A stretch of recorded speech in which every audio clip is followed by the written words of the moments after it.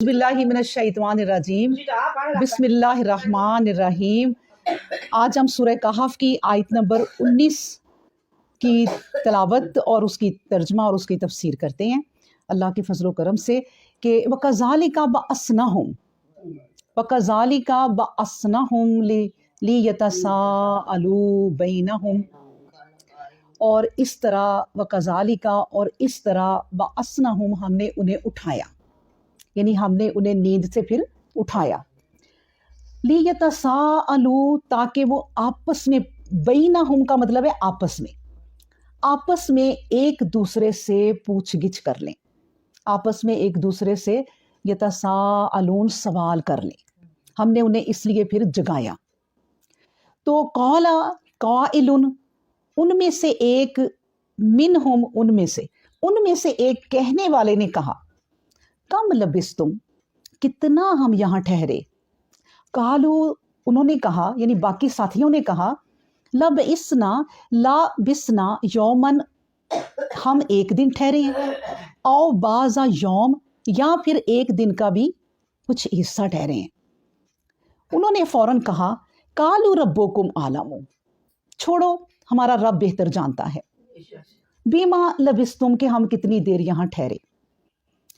हम लोग पहले यहाँ तक पढ़ लेते हैं कि देखें अल्लाह तबारक व तआला ने, हमने क्या पढ़ा कि उनको ना सुला दिया था। और सुला क्यों दिया था, देखें मैं आपको थोड़ा सा आज ये भी बताऊं कि उस वक्त जो वक्त चल रहा था, दिकियानूस उस वक्त बादशाह था और वो जालिम बादशाह था, खुद को भी खुदा मनवाता था और बुत परस्ती कराता था। अब मैं आपको ये भी बताऊं कि जब ये हम इन 7 लोगों का, या 7 लोग कहते हैं लोग, क्योंकि बाहर के जो लोग हैं ईसाई, और जो उन्होंने अपनी किताबों में इसकी एक स्टोरी भी लिखी है जिसको 7 स्लीपर कहते हैं, कि 7 सोए हुए आदमी, बस 7 का लफ्ज़ उन्होंने ज़्यादा लिया है, लेकिन वल्लाहु आलम कि वो कितने लोग थे। तो ये स्टोरी उनकी किताबों में भी बहुत मशहूर है। तो इसलिए उन्होंने, मैंने आपको बताया था कि उन्होंने, काफरों ने, मुशरिकीन ने यहूदियों से कहा था कि आप नबी करीम सल्लल्लाहु अलैहि वसल्लम से पूछें कि वो असहाबे कहफ का किस्सा क्या है, क्योंकि ये उनकी किताबों में था। तब ये बात चल रही है कि नबी करीम सल्लल्लाहु अलैहि वसल्लम उनके सवाल का ये जवाब दे रहे हैं और अल्लाह की ये आयतें जो हैं वो उस वक़्त फिर उतरी हैं। तो मैं आपको ये बता रही हूँ कि उस वक़्त का बादशाह जो था ना, बड़ा जालिम था। और ये कि ये वाले 7 लोग, अभी इनका कुछ नहीं पता 7 है या कितने हैं, लेकिन मैं आपको बताऊं कि उस बादशाह के आगे यही नहीं, बहुत से लोग तो हीत परस्त खड़े हुए, लेकिन वो क्या करता था, उनको जला देता था, उनको आग लगवा देता था। यहाँ तक कि मैंने इसकी थोड़ी सी हिस्ट्री पढ़ी, यहाँ तक कि उसकी जो बीवी थी, जिस तरह हमने फ़िरौन की बीवी का पढ़ा था, कि दकियानूस की भी जो बीवी थी ना, वो ईमान ले आई थी। उसने कहा था, ये जो तुम बुत परस्ती कराते हो, क्योंकि ये ईसाइयत जो थी ना गुजर चुकी थी। मैं आपको बता रही हूँ कि ये किताबें उतरी हुई थी, लेकिन इनमें काफ़ी वक्त गुजर चुका था। अब जिनको ये चीज़ पता चलती थी ना, वो कहते थे कि नहीं, क्योंकि ईसाइयत में भी, यहूदियत में भी जो है वो अल्लाह की जो किताबें उतरी हैं उसमें भी अल्लाह एक ही बताया गया है। और उन किताबों में बताया गया है कि एक नबी भी आएंगे जिनका नाम अहमद होगा, नबी करीम सल्लल्लाहु अलैहि वसल्लम, सारा ये लोग जानते हैं। तो जिनको तो इल्म हो जाता था वो कहते थे कि हमने ये बुत परस्ती नहीं करनी, उनका दिल नहीं मानता था। और लोग छुपाते थे अपने दिलों में उसके ज़माने में कि अगर हम मोहिद हैं, मवाहिद हैं, अल्लाह को मानने लगे हैं, तो ये बात छुपाओ। अगर बादशाह को पता चल गई तो वो क्या करता था कि उनके बाजू लोहों के, लकड़ियों के साथ बांध के ऊपर को उठा देता था और नीचे आग के ढेर लगा के फिर उनको मशीनों से नीचे किया जाता था और वो आग में उन्हें जला देता था। और ये बादशाह खुद नारे लगाता था कि आज बुतों का नाम रोशन हुआ, आज हमसे हमारे खुदा जो हैं वो खुश हुए। तो ये सिलसिले चल रहे थे। इन्हीं में, बादशाह में ही मैंने आपको बताया था कि ये लोग जो थे, इनका उठना बैठना था। अब ये जब ये जुल्म देखते थे कि ये होता है, उसकी बीवी तक को उसने अपनी बीवी की आंखें निकलवा दी थी और फिर उसके बाद उसको जलवा दिया था, और उसकी बेटी सामने खड़ी होकर देख रही थी। अब जब बेटी जवान हुई उसकी, तो उस बेटी के दिल में अपने बाप की नफरत थी और वो कहती थी कि मैं भी तौहीद परस्त हूँ, मैं अल्लाह को मानती हूँ। उसकी शादी इन 7 में से एक के साथ हुई, और वो जब इन 7 में से एक के साथ शादी हुई तो वो भी तौहीद परस्त था और बादशाह का ख़ास आदमी था। یہ 7 بادشاہ کے خاص آدمی تھے اور ان کی اپنی بڑی پرسنالٹی تھی اور امیر لوگ تھے یہ لوگ. اور میں نے آپ کو بتایا تھا کہ یہ بادشاہوں میں ان کا اٹھنا بیٹھنا تھا. تو بیٹی اپنے میاں سے اور میاں اپنی بیوی اپنے میاں سے اور میاں اپنی بیوی سے یہ باتیں کرتے تھے کہ ہم توحید پرست ہیں, ہم نہیں مانتے. لیکن جب ظلم یہ حد سے بڑھے تو پھر جب دیکھا کہ لوگ قربانیاں ان سے پہلے دے رہے تھے, لوگ قربانیاں جن کو جلا دیا جاتا تھا, اب ان لوگوں نے کیا کیا کہ اندر ہی اندر جس طرح یہ سکیمیں بنتی ہیں, جماعتیں بنتی ہیں, انہوں نے توحید پھیلانا شروع کر دی کہ اللہ ایک ہی ہے, اور ان کی بہت بڑی ایک جماعت بھی بن گئی. پھر اس کے بعد یہ لوگ جنگلوں میں بھی چھپے ہیں. ان میں سے کوئی جب آرڈر ملتا تھا کسی کو مارنے کا تو وہ کیا کرتا تھا, اس کو اس کے ساتھی لے کے, گھوڑے ہی چلتے تھے اس زمانے میں, بگیاں, تو اس پہ لے کے تیزم تیز جنگلوں میں بھاگ جاتے تھے لوگ اور کہیں جا کے چھپ جاتے تھے. لیکن پھر ہوتے ہوتے میں آپ کو بتاؤں کہ یہ ظلم اتنے بڑے, کیونکہ ہم یہ جب کہانی پڑھتے ہیں تو اللہ سبحانہ و تعالیٰ ہمیں ٹو دا پوائنٹ بتا رہے ہیں, ہمیں اس کی ہسٹری انجیل سے اور تورات سے ان چیزوں سے ملتی ہے. اللہ سبحانہ و تعالیٰ جو ٹو دا پوائنٹ بتاتے ہیں اس کا مطلب صرف ایک ہوتا ہے کہ آپ ہسٹری تو انسان جن کو شوق ہے نا وہ جان ہی لیں گے, کیونکہ لوگ سرچ کرتے ہیں کہ اللہ کیا کہہ رہا ہے. اللہ کا مقصد صرف یہ ہے توحید, کہ دیکھو دنیا میں میری توحید کے لیے کہ شرک نہیں کرنا, اس کے لیے کتنے لوگوں نے قربانیاں دی, کتنے لوگوں نے. اور ہم کیا کر رہے ہیں, ہماری زندگیوں میں چھپے ہوئے اور کھلے ہوئے چھوٹے چھوٹے شرک بہت زیادہ ہیں, اور ہم جن کو نہیں جانتے اور ہمیں ان کو جاننا چاہیے کہ ہم کیا کر رہے ہیں. بے شمار ایسے شرک ہیں جو ہمیں نہیں پتہ چلتا اور ہم نے شرک کر رہے ہوتے ہیں. تو ان شرکوں سے بھی اللہ سے پناہ مانگے, کسی سے امید لگانا, کسی کی آس رکھنا, اللہ کے علاوہ کسی کی طرف دیکھنا, کوئی دن آنا تو لوگ منا رہے ہیں خود بھی شامل ہو جانا, کسی کی غیر اللہ کی نام کی چیز کو ایکسیپٹ کر لینا. اور یہ کیونکہ ہم بڑھ چڑھ کے توحید نہیں کر رہے, ہم تو جس طرح وہ کھڑے ہو گئے تھے, کہاں منہ کہاں تھا, وہ کھڑے ہو گئے بادشاہوں کے سامنے. ہم لوگ تو اتنی سی چیز کے لیے بھی کھڑے نہیں ہوتے کہ چلو ہمارے تعلقات جو ہیں وہ لوگوں کے ساتھ خراب ہوں گے. تو یہ ہوتا ہے توحید کے لیے کھڑے ہونا, کہ آپ اس معاملے میں کہہ دیں کہ نہیں ہم بالکل نہیں مانتے کسی اس ایسی چیز کو جو غیر اللہ کے نام کی ہو. تو بس اس سب آیت کو آپ پڑھیں کہ اللہ, اب یہ میں نے ساری مصیبتیں آپ کو سنا دی کہ دیکھیں کن کن چیزوں سے گزرے. اب آپ پڑھیں گے تو اور اچھا لگے گا کہ پھر اللہ تبارک و تعالیٰ نے جب حد سے زیادہ مصیبتیں بڑھی تو ان کے دل میں نے آپ کو کئی دفعہ بتا چکی ہوں کہ اللہ نے ڈالا کہ جاؤ فلاں جگہ, اب تم بھی جا کے سامنے 7 آ چکے ہو, 8 یا 9 یا کتنی جماعت ہے, اب جا کے چھپ جاؤ کیونکہ بادشاہ تو مروا دے گا. اللہ نے ان کو بچانا تھا اور بادشاہ نے بڑے لوگوں کو مارا, اور وہ جو مرے آپ خود سوچیں کہ وہ تو جنت میں چلے گئے فوراً ہی, کہ نام لے کے اللہ کا وہ کہتے تھے کہ ہمیں مار دو. آخری وقت بھی وہ پوچھتا تھا آگ لگانے سے پہلے, خود بادشاہ کھڑا ہو کے آگ لگاتا تھا, پہل وہ کرتا تھا کہ میں لگاؤں گا میرے خدا خوش ہوں گے, آخری دفعہ بتا دو کہ تم نے بچنا ہے یا نہیں, میرے خداؤں کو مارنا ہے. تو وہ کہتے تھے نہیں ماننا, ہم اپنے خدا کے پاس جا رہے ہیں جو ایک ہے. تو اب یہ میں آیت دوبارہ پڑھتی ہوں تو سنیں کہ پھر جب ان مصیبتوں سے اللہ نے انہیں غار میں پہنچا دیا تو پھر کیا ایک نشانی اپنی دکھانی تھی. وَكَذَلِكَ بَعَثْنَا, پھر ہم نے انہیں جگایا. کیا کیوں جگایا؟ کہ لِيَتَسَاءَلُوا بَيْنَهُمْ, ایک دوسرے سے وہ ذرا سوال کریں. تو ایک نے کہا قَالَ قَائِلٌ مِّنْهُمْ, ان میں سے ایک نے کہا. اب دیکھیں نام نہیں اللہ نے بتایا. انجیل میں اور تورات میں اور دوسری کتابوں میں ان کی ہسٹری نام بھی لکھے ہوئے ہیں سب کے, اور وہ انگلش قسم کے نام ہیں سارے ان کے, کیونکہ اس وقت یہ اس طرح کا مذہب تھا. تو ان کے نام بھی وہاں لکھے ہوئے ہیں کہ یہ کون لوگ تھے. تو یہاں اللہ نے نام بھی لکھنے کی ضرورت نہیں محسوس کی کہ ناموں میں کچھ نہیں پڑا ہوا. تو وہ ایک بات بس کر دی کہ ایک کہنے والے نے کہا کوئی ضرورت نہیں ہے تمہیں بھی ناموں کو جاننے کی.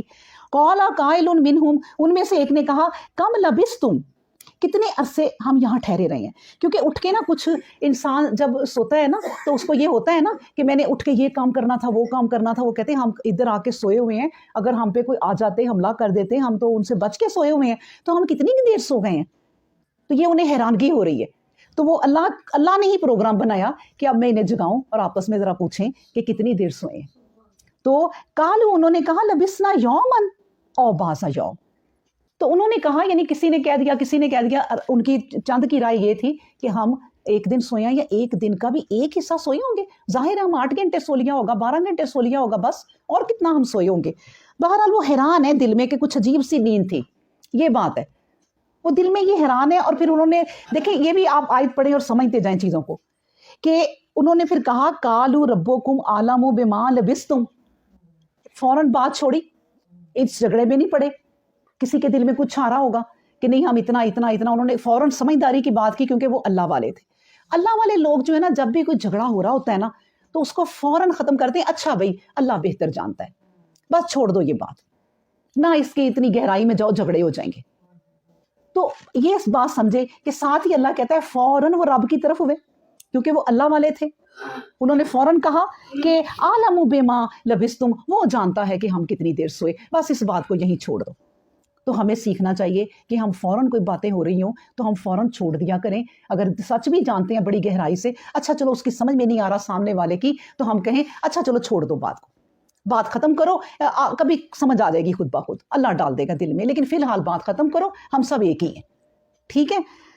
फिर क्या हुआ, अल्लाह तबारक व तआला कहते हैं फब असू अहदकुम, उन्होंने कहा बस ऐसे करो कि किसी एक को ना भेजो, ये बातें अब छोड़ दो, इसका हम नहीं बहस करते, किसी एक को भेजो, अहदकुम किसी एक को, किस लिए, बी वरकीकुम, बी वरकीकुम यानी चांदी देकर, वरक होता है ना, वरक चांदी के वरक को कहते हैं, बी वरकीकुम एक चांदी का सिक्का देकर, हाजे ही उसको यानी उस शख्स को, अपने में से किसी को चुनो और उसको एक चांदी का सिक्का या जो उनके पास रुपया पैसा था उसको देकर क्या करो, इलाल मदीना थी, मदीने की तरफ भेजो। और मदीना किसको कहते हैं, शहर को, कि शहर है और यहाँ गांव नहीं है, वो बहुत दूर दराज है पहाड़ों में, तो उन्होंने कहा शहर की तरफ भेजो। इसका मतलब ये हुआ कि जो पहाड़ है, वो जो भी ये गार है, वो बहुत दूर है शहर से, जहाँ भी है वो।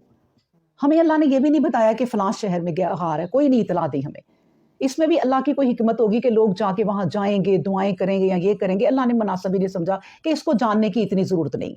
बस एक वाक्य है, वो मैं तुम्हें सुना देता हूँ, वो तुम्हारे साथ भी ये हो सकता है। तुम्हें भी कभी सख्त हुकूमत से बचने के लिए हिजरत करनी पड़ी जा सकती है कि तुम हिजरत करो। वो तुम्हें अल्लाह का नाम नहीं लेने देता, कोई ऐसा हुक्मरान आ गया नमाज नहीं पढ़ने देता, शहर छोड़ दो, मुल्क छोड़ दो। ये भी हमारे लिए एक नसीहत है, कहीं चले जाओ और जाके अल्लाह की इबादत करो, अपने आप को उसके मुताबिक ना बदलो जो हुक्मरान हमें मिला है, ठीक है। तो ये बड़ी चीज़ें हमें इससे नसीहतें मिल रही हैं कि उसे शहर की तरफ भेजो, तो फिर वो देखे, फल यनजुर अय्युहा अज़का तआमन, वो उसको चाहिए कि जिसको हमने भेजा है, फल यनजुर वो देखे समझे कि अय्युहा अज़का कौन सा जो है वो पाक है, अज़का ज़ुकात से है, ज़ुकात पाक करनी होती है ना, माल निकालना होता है, तो अज़का क्या पाक है, कौन सा पाक है, क्या, तो आमन खाना, तो वो जाके देखे कि पाक खाना कौन सा है। अब देखें ये बात भी समझे कि अल्लाह वाले जो हैं, जो अल्लाह को मानने वाले हैं, वो पलीद चीज़ें नहीं खाते, वो हराम चीज़ें नहीं खाते। इसका मतलब है वो देखें वो हराम से बच रहे, वो बिल्कुल तौहीद परस्त हैं, हर तरह की, इतनी देर बाद उठे हैं, उन्हें नहीं पता हम कितनी देर सोए हैं, उनके दिमाग में वो चीज़ वही है जब वो सोए थे कि हमने हलाल चीज़ें खानी, हराम चीज़ें नहीं खानी। यानी हराम उस वक्त क्या चीज़ें होंगी कि जो चढ़ावे चढ़ाए जाते हैं, जो बुतों के नाम पे हैं, या हो सकता है उस वक्त भी उनकी किताबों में उन्होंने कोई पढ़ा हो, जो हमने पढ़ी है उनकी किताबें, जैसे अपनी किताब में इसमें कि अल्लाह ने वहाँ भी हराम हलाल लिखा हुआ था, तो उन्हें पता था। तो इसका मतलब है कि जो अल्लाह के बंदे हैं, सबसे पहले खाने से वो देखते हैं कि पाक खाना है, ऐसे नहीं खाते। किसी के घर जाते हैं, कोई बड़े देग पकाई है, क्यों पकाई है, पूछ लेते हैं बातों बातों में, तो वो कहते हैं कि हमने इसलिए पकाई है, अपनी वो नानी के नाम की या अपने उस पीर के नाम की, तो वो छोड़ देते हैं, वो कहते हैं हमने ये खाना नहीं खाना, हालांकि रिज्क अल्लाह का ही है, लेकिन उन्होंने कहना कि नहीं खाना, पाक खाना हमने खाना है, ये पाक खाना हो जाता है, अल्लाह का ही रिज्क है। कई लोग इस गलत फहमी में रिज्क खाते रहे कि भाई अल्लाह का रिज्क है, हम क्या करें। नहीं, अल्लाह ने कहा वही चीज़ें जो मेरी ही हैं लेकिन गैर नाम की हैं, वो मेरी नहीं है, उनको तुम ना इस्तेमाल करो। यही इम्तिहान है इस दुनिया में, ठीक है। तो उन्होंने कहा कि देखो जाके वो शहर में देखे कि कौन सा खाना पाक है, फल यातिकुम बिरिज़्किन मिनहुम, उसमें से फिर वो खाना रिज्क लेकर आए। कितनी प्यारी बात है कि बाजार में आप अपने बच्चों को भेजें और कहें कि बेटे या बेटी जाओ और ये शॉपिंग करके आओ, लेकिन कोई ऐसी शॉपिंग ना करना जो हमारे मजहब से दूर हो। अपने दुपट्टे चादरें, बारीक कपड़ा देख लेना, बारीक ना हो कि जिस्म नजर आए, आप शलवार पहने तो सारी वो टांगे नजर आए, तो ये चीजें आप देख के लेना, یعنی ہمیں نصیحت کرنی چاہیے اپنے بچوں کو کہ صحیح کپڑا خریدنا ہے، ایسا نہ ہو کہ جو شو ہو کہ یہ کوئی دوسری مذہب کی طرح کی ہیں، تو ہمیں یہ چیزیں دیکھنی چاہیے۔ انہوں نے فوراً ہی کہا کہ کھانا پاک لے کے آنا، چاہے دیر لگ جائے۔ اب تو جانا بھی اس نے بہت دور ہے، شہر کی طرف جانا ہے، لیکن پھر بھی انہوں نے کہا کھانا دیکھ بھال کے لانا کسی ایسی دکان سے کہ جو پاک صاف ہو۔ اگلا لفظ جو ہم نے اس میں پڑھنا ہے وَلْيَتَلَطَّفْ، ایک تو یہ قرآن کا ہاف ہے، ٹھیک ہے نا، درمیان آ جاتا ہے، بلکہ مفسرین کہتے ہیں کہ وَلْيَتَا، یہ آدھا لفظ، اور لطف، اور لام جو ہے لطف کا اس پر جا کے آدھا ہوتا ہے۔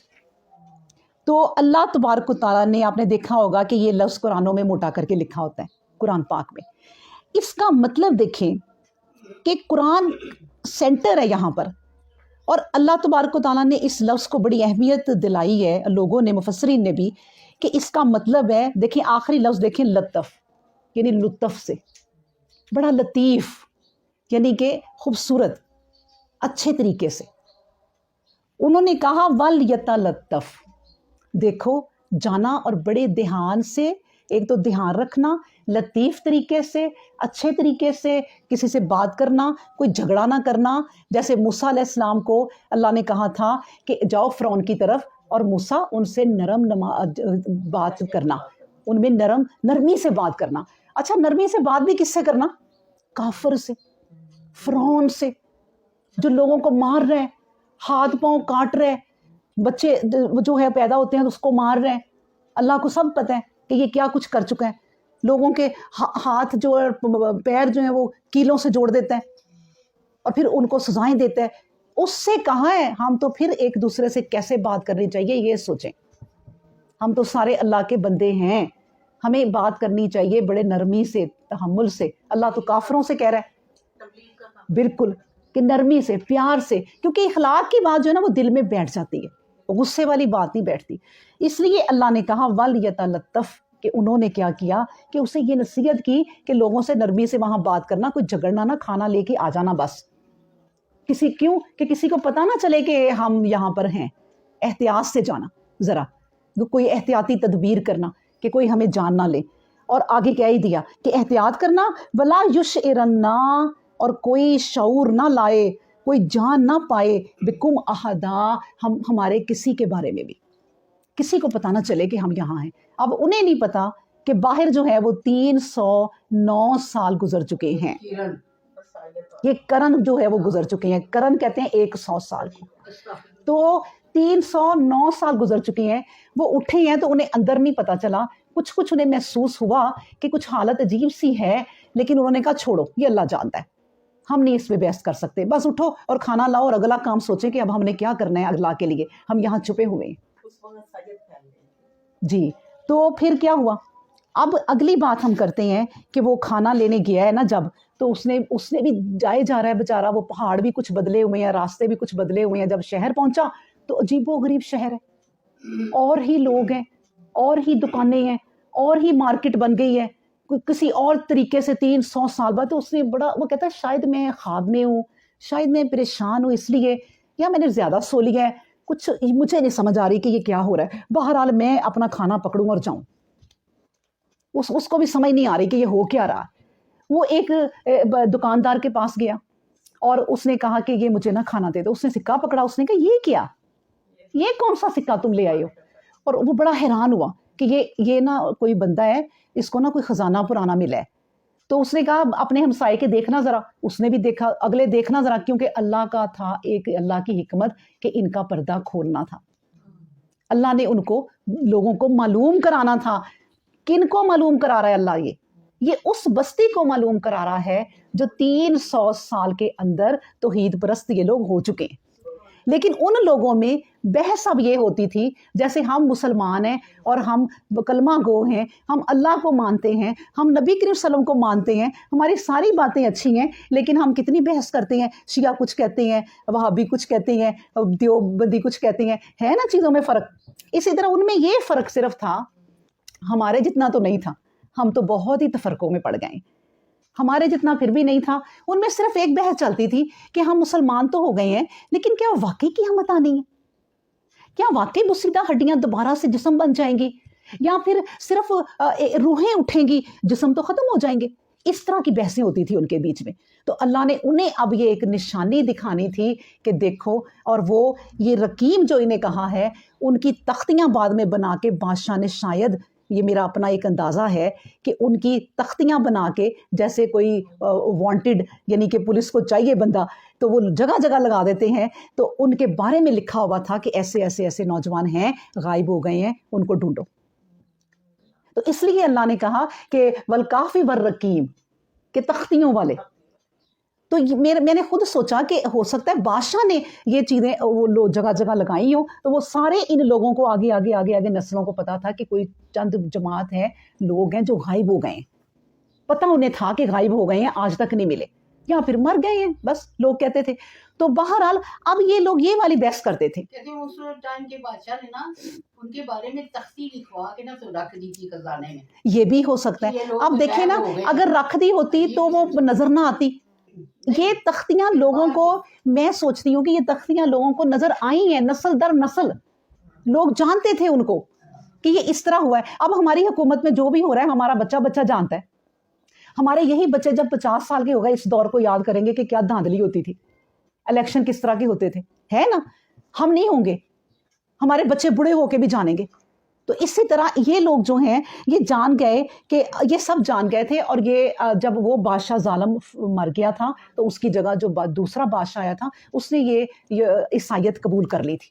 اور پھر جب ایک بادشاہ عیسائیت قبول کر لیتا ہے تو اٹس مین کہ پوری قوم کر لے گی. ہماری طرح دیکھیں پھر بھی نہیں تھا کہ ہمارے حکمران کچھ کر رہے ہیں, ہم کچھ کر رہے ہیں. حکمران جو حکم دے وہی ماننا ہوتا ہے. ہم اس مقام تک اللہ کرے کہ پہنچے کہ ہمیں اچھے حکمران ملے, اور وہ جو فیصلے کریں ہم دل و جان سے مانے انہیں, اور ماننا پڑتا ہے کہ یہ حدیث بھی ہے, ٹھیک ہے نا.